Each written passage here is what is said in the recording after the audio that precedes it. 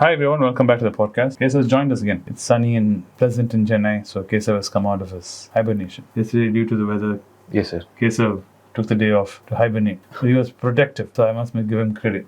He started reading the book, The Power of Habit. Yes, sir. And he came across the first habit concept called habit loop. So I thought we'd deep dive into what is this habit loop. And Keshav can tell us what he's understood. The author name is Charles Duhigg, sir. His name is, he is working in New York Times. On that New York Times, he is writing New York Magazine scripts, sir, like that. He is an author of some He's a New York journalist. magazine. Journalist, sir. So he wrote this book called Power of Habits. After reading the book, I came to the first chapter, which is Habit Loop, which describes Lisa, a woman who is a chain smoker. Case study of a woman called Lisa, who is a chain smoker and a overeater, sir, who is having some issues called obesity. So she's a chain smoker and she overeats. Yes, sir. She started smoking at the age of 16, I think so, sir. So at an early age, she started so many things. At an early age, she also looked like a person who is around 40s. She looked like she was 40 years old. 40 years old. Yes, sir. Those Because she of was her very habits. because of these habits, sir. Then psychologists were very puzzled on how she got recovered from this. That is the first chapter talking, sir. How she did get better, so they were curious to know how she managed to get better. Yes, sir. On this, on those people who attend the psychological sessions, those people were overeaters who get addicted to shopping and all. So these type of people were there in the psychological sessions. Psychologists got so much curious to know how so other people can learn. Yes, sir. Right, sir. So they got so much amused to see Lisa's brain, sir, because Lisa got out from that in a very short span of time. In a short span of time, she stopped overeating and quit smoking. Yes, sir. Psychologists were so curious. So the only thing they will know is whether they want to ask Lisa how she got out. She has to express how she got out. So they will ask Lisa how you got out. So she tells a story that she went to Cairo because her husband applied divorce for her. Because he is in another relationship, he loves another girl. So he went apart from Lisa. They separated. Yes, sir, they were separated. Lisa took some time to get out of it. Like she started drinking, and she used to call the girlfriend, current girlfriend of her husband's number and hanging up the call. And then she used to do such thing like going to their. One day she went to the doorstep of their girlfriend's house and knocked the door and said, "I'm going to burn this place." Like that. Then on one day when she was in Cairo hotel, it was pitch dark. She was thinking that she is taking the cigarette, but what she is taking is she is taking a pen. She didn't know that she is lighting. Then she came to smell the plastic smell. After that only she is realizing how she is broken completely, sir. She didn't have anything to hold. So she was thinking. Yes, so she lit a pen and then she realized. Yes, sir. She's gone in such a state where she doesn't even know what she's doing anymore. Yes, sir. So she started to do one thing, like she want to set a goal. She set a goal like I want to quit cigarettes. She also have a time span for that. For 1 year, I'm not going to smoke any cigarettes. And she is also progressing that. Jogging. So she replaced smoking with jogging. With jogging, sir. Yeah. So instead of craving for a smoke, every time she felt like smoking, she went for a jog. Yes, sir.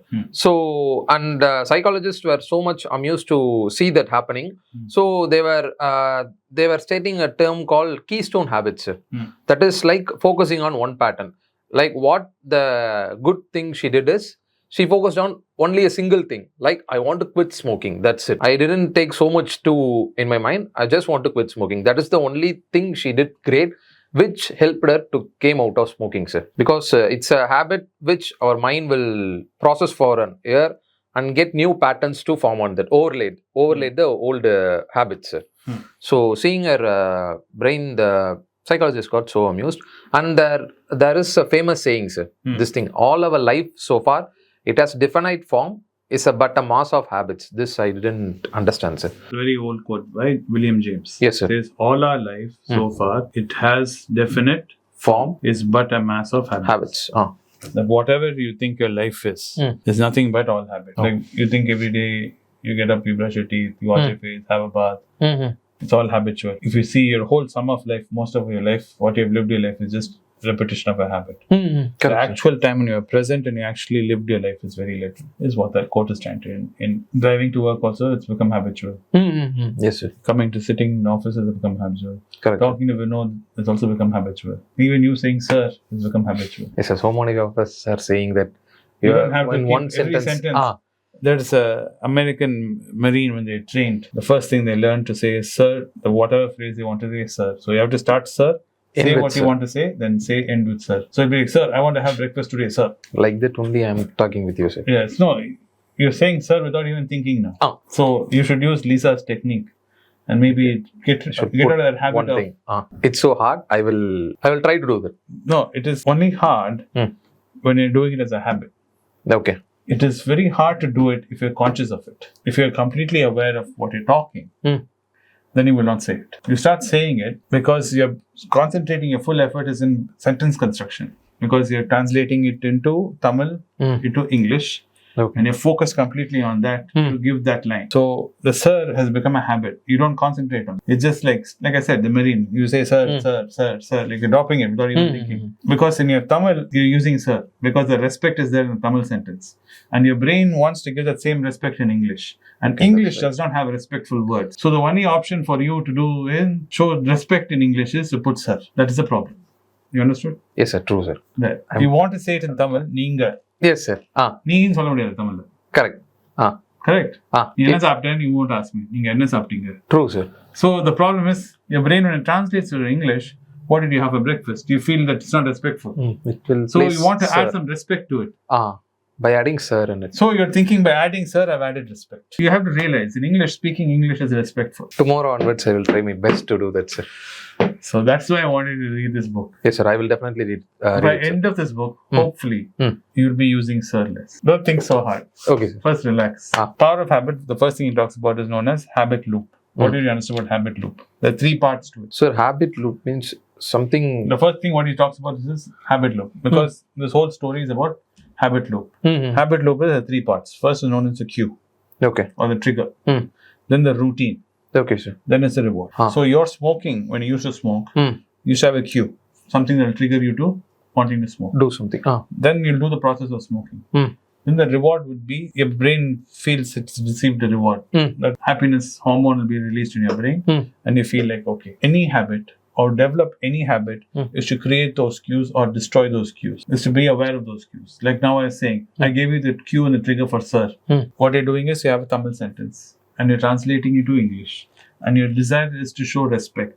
And you're confused how to show respect in English. So you're adding sir. Now you know the cue. What is triggering it? So the routine is that you'd want to be respectful. Now you must realize, by now, at least being with me, I know you have tremendous love and affection for me and you have tremendous respect for me that you don't need to keep on demonstrating it. Okay. So you have to tell yourself, sir knows that I have tremendous respect for him. So every day I'm going to tell you, Keshav, I know you respect me. So that reward I'm giving you to upfront. Keshav, I know you respect me. I'm giving you that reward. Okay. The whole reason you say sir is for that reward of sir, Vinod knowing that I respect him. Your brain wants to satisfy that. Register that. That Vinod should know that I respect him. So I know you respect me, Keshav. By me giving you that reward upfront, hopefully we can get that cue broken. So that is a habit loop. Okay. There's a trigger, there's a routine which you follow it with, and there's a reward. You already give me the reward upfront. Yeah. I will do the remaining things. Yeah. So by bringing more and more awareness to it, that you telling yourself, Vinod knows I respect. You have to tell yourself that. Okay. Vinod knows I respect him. But you have to say it in English in your mind. Shouldn't say it in Tamil. Okay. அவருக்கு வந்து தெரியும். Not like that. Vinod knows. But I'm respecting him. That you keep telling yourself. You say that as a mantra. Okay. We'll do that. By year end, it'll be so far down the road, you'll find it hard to say sir. If I say sir now, you'll be like, hey man, this is difficult. We'll get there. Okay. Anyway, I hope you guys enjoyed the podcast. I hope you understood the concept of habit loop and how habits can be built, how habits can be taken apart. This is the first part of the book, the first chapter where Keshav has hit upon this. And it's a very nice quote what he shared with us, that if you really analyze, we live most of our lives through habits. We live habitually. Most creatures, including human beings, live on this planet instinctively and habitually. We form certain patterns and we repeat these patterns throughout our lives over and over again. Yes, it's wonderful to have habits because it simplifies our life and gets us frees time to do other things.